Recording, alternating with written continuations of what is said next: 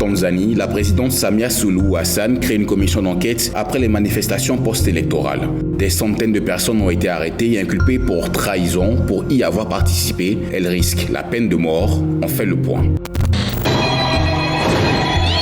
Vendredi dernier, lors de l'ouverture de la nouvelle session du Parlement, Samia Suluhu Hassan, surnommée Mama Samia, s'est dite profondément attristée par ceux qui ont perdu leur vie lors des violences du 29 octobre. Elle a annoncé l'ouverture d'une enquête afin d'examiner les événements et d'en déterminer les causes. La présidente précise que le rapport guidera vers un dialogue propice à la réconciliation et à la paix. C'est le premier message de conciliation que la présidente adresse aux manifestants depuis le début des troubles.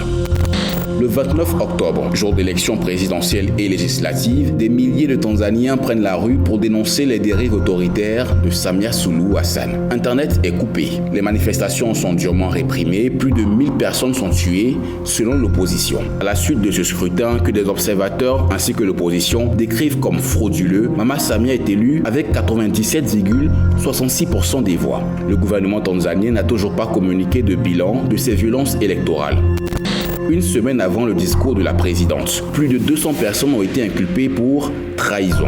Des sources judiciaires ont précisé à l'AFP qu'ils seraient accusés d'avoir voulu entraver les élections de 2025 dans le but d'intimider le pouvoir législatif. Parmi les inculpés, Jennifer Jovin, une influenceuse accusée d'avoir incité ses abonnés à acheter des masques à gaz afin de se protéger des gaz lacrymogènes en cas de violence d'État. Dans la région d'Iringa, au sud du pays, des médias tanzaniens font état de l'arrestation d'Odini Kaisari Kioni, un jeune homme de 13 ans, lui aussi inculpé pour trahison.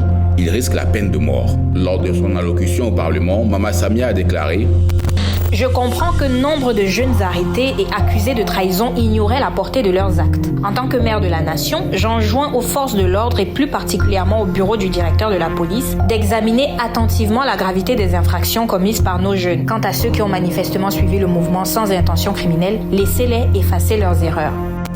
Samia Suluhu Hassan a aussi annoncé la création d'un ministère dédié à la jeunesse pour, je cite, veiller à ce que leurs préoccupations reçoivent la priorité qu'elles méritent.